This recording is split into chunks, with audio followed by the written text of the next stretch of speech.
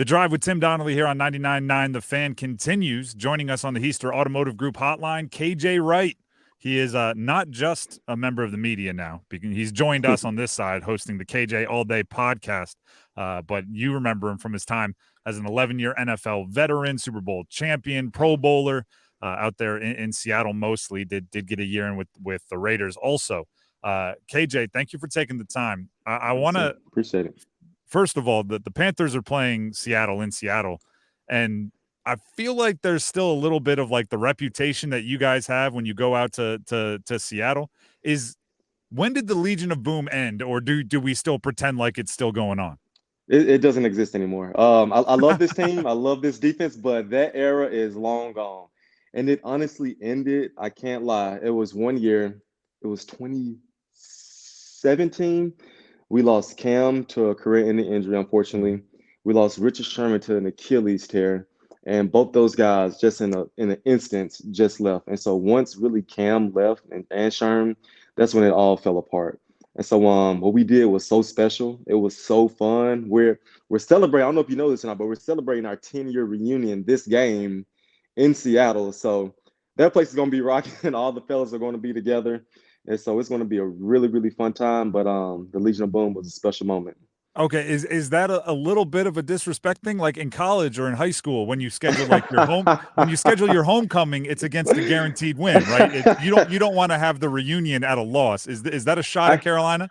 I didn't say that. You said it, but I was asking. I didn't say it. I was asking. Yeah.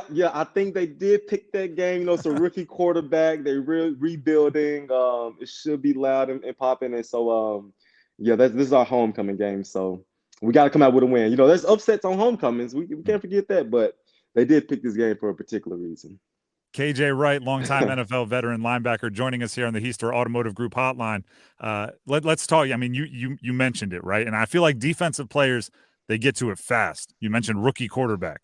Yep. How does Pete Carroll and that defense treat him differently than maybe you would a veteran on another week?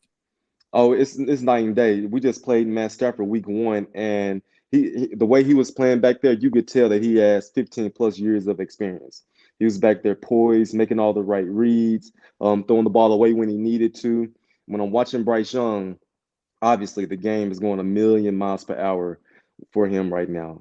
Defenses are making things look really similar, but they're doing different things out of the same look. If you go back and watch that Saints tape, they was lined up in that Abbey front, that even front. But sometimes a guy will come up the middle. Sometimes a guy will come off the edge. Sometimes they'll drop 7 guys back in coverage. And so it's really hard for him to read coverages right now. But the bright side about Bryce Young is that when he does make his plays, you're like, okay, that's why we took this guy number 1. That's why we traded up to get this guy. We're going to build our franchise around number 9. And so he's going to be good. He's going to be phenomenal one day. But right now, in these first 2 weeks, we're seeing that this rookiness is really showcasing right now. So someone like your old running mate, Bobby Wagner, right? You talk about experience. You talk about, seeing everything, not just once or twice, but 100 times.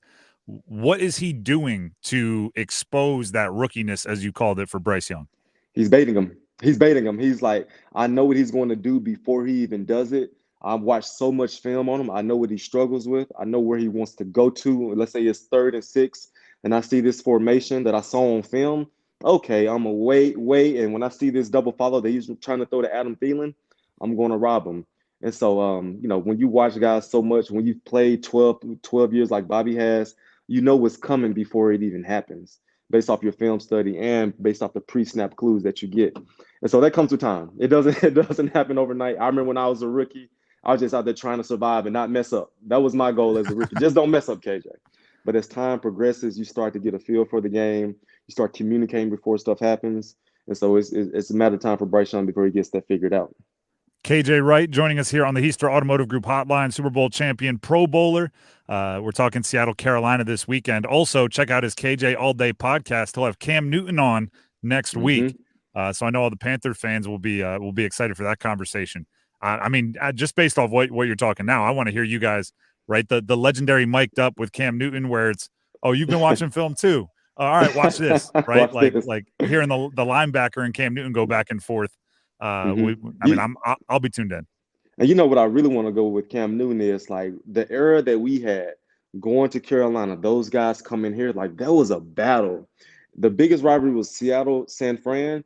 Right below those guys was Seattle, Carolina Panthers. You got Luke Kuechly, Thomas Davis. You got Jonathan Stewart, Greg Olsen, and it was always a low-scoring game going back and forth, back and forth. And I do want to ask him, hey Cam, you remember when y'all came here and you didn't play that first series? What happened, man? We were so ready for you. An interception happened. What was going through your mind when that happened? And so, well, I want to go down memory lane with Cam. And we'll be looking forward to it. We'll be tuned in. That's the KJ All Day podcast. Like that's another good kind of segue into what I want to talk about next, which is you and your team had some rivalries with some defenses that were absolute dogs. And then you have Russell Wilson. We're talking about all this rookiness with quarterbacks and young quarterbacks and what good defenses can do to young quarterbacks. Yet somehow your team supported Russell in a way that you were able to overcome his rookiness and have a lot of success early in his career. Now I'm looking at Bryce and I'm going, I don't think he has the same support around him. The Panthers haven't done a good enough job of getting him the help he needs, correct? Correct. And he just came on the scene. And so we got to give Scott Fitterer some time. Got to give Scott Fitterer some time. You have his quarterback. Now, every move you make has to go around building around and supporting Bryce Young. You got to give him some more weapons on the outside. Right now, I want to see Bryce Young just throw a jailbreak screen to somebody, and they go make it happen for 20, 30 yards. Hand the ball up to the running back on perimeter, and he's a threat out of the backfield to where he can really make some noise happen. And so Russell Wilson was surrounded by defense that was number one in the league for 4 years in a row. He had beast mode back there in the backfield. He can hand the ball up 20 to 30 times a game. Hey, man, all we need for you to do is just, be safe, be sound. Don't turn the ball over, put us in bad positions, and we're going to kick tons of tail throughout this football season. And so he had that as a rookie. And as time ascended, okay, Russ, now it's your team. Now we're going to invest tons of dollars into you, and now you're going to make this thing happen. And so right now I look at Bryce Young, not the amount of, explosive weapons that you want around him for him to be successful. And that's the football side of it, and I agree with you completely. I don't know, the social side of it, like when after you guys had a big win or a big loss, everybody wanted to hear from Sherm. Everybody wanted to hear from Marshawn Lynch, and it's like you get down the way, right? Because Marshawn Lynch's press conferences were always a show, right? Like Right. Russell Wilson had maybe the fourth most anticipated post game press conference. Bryce Young, after these two games, he's like the mouthpiece for the organization. Everybody's going to him. Is that too much pressure for a rookie? And you just say he's the number one overall pick. That's going to come. That has to happen. He has to embrace that. He has to accept that. Too much is given, much is required, right? And so, is it fair? No. Is it what's going to continue to happen? Yes. Happened with Cam Newton. It happened. Who else was number one? Was Baker Mayfield number one overall? Baker Mayfield was number one. Kyler was number one. Same team. Or not same team, but right after Josh Rosen. There's number one picks that come with a different. First of all, come with a different paycheck, and then come with a different expectation. 100%. And so I wouldn't call it pressure, but he has to embrace that. And the only cure for for all that noise is to simply win football games.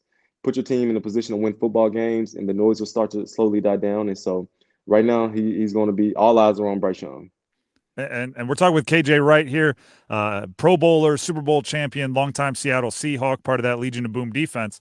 The other side of this is right here in Carolina, right? We're so focused on what a quarterback needs to be successful because you want Bryce to be what you hoped he would be when you drafted him. When you drafted him, looking at Geno Smith, obviously there was something in there that he wasn't able to unlock early in his career, and now 9-10 years later he's unlocking it. What is it about Geno? What is it about the support that's unlocked this new player? He came to the right organization. Don't tell us that. Don't tell us that, because then it's like, all right, does Bryce have to go to another? No, I didn't say that. I didn't say okay. that. All right. But he went to New York Jets, and we know in New York at that time it was a mess over there. It was a real mess. And then he came over here to Seattle. Had what I call the Coach Carroll effect. Some way, somehow, Coach Carroll knows how to bring out the best in every man that steps into this building. And what Geno did as a backup, he was scout team. He went against the one defense, and we noticed like, oh man, this dude he's pretty good. Like he had a cannon for an arm. leading a 2-minute drive against the ones and actually making some noise. So when that opportunity came, Coach Carroll gave him the green light. He passed the torch. You are the guy. We believe in you. We trust you. Drew Lock, who you were competing with in training camp, he's non-existent right now. You are the man. And so I look at Frank Wright. I love the dude. I think he's going to be great.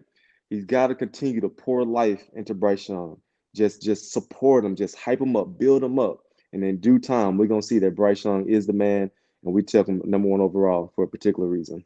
Well, you're getting the Carolina fans excited around here. That's what we want to hear. Need those like you need to pour life into the fan base so they don't get a little discouraged either. Oh no, right? no. Yeah, y'all gonna be good. Y'all gonna be good. It's a matter of time. You guys have always been competitive. Y'all came in here last year, kicked our tails. You finished the season last year on a high note. Well, you win 5 of the last 8. Was it something? Yeah, something like that. Yeah. Yeah. It was really good. You finished the season on a really high note. And so stay cool, stay confident. I know that the injuries are just beating y'all up right now. With JC, unfortunately, my guy Shaq, I know Shaq trained with him several years. That definitely hurts. Mm-hmm. But as an organization, as players, you got to have next man up mentality. Just because a guy got hurt doesn't mean that things are going to fall apart. I earned my starting job by a guy got hurt.